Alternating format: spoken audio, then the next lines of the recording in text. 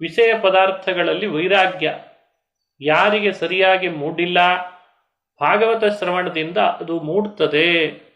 ಇಂಥ ಅದ್ಭುತ ಫಲ ಇರೋಣದ್ರಿಂದ ಭಾಗವತ ಶ್ರವಣ ಮಾಡಲಿ ಅಂತ ಆದೇಶ ಮಾಡ್ತಾರೆ, ಅಪ್ಪಣೆ ಕೊಡಿಸ್ತಾರೆ.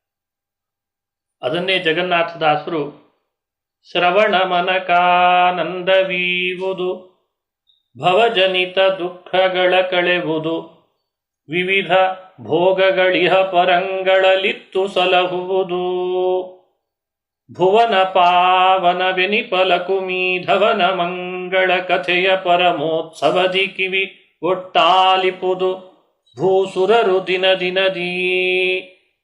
ಎಂಥ ಅದ್ಭುತವಾಗಿ ಪುರಾಣಗಳ ಮಾತುಗಳನ್ನು ಕನ್ನಡೀಕರಿಸಿ ನಮಗೆ ಅದರ ತತ್ವ ತಿಳಿಸ್ತಾ ಬರ್ತಾರೆ. ಶ್ರವಣ ಮನಕಾನಂದವೀವುದು, ಶ್ರವಣ ಕಿವಿಗಳಿಗೆ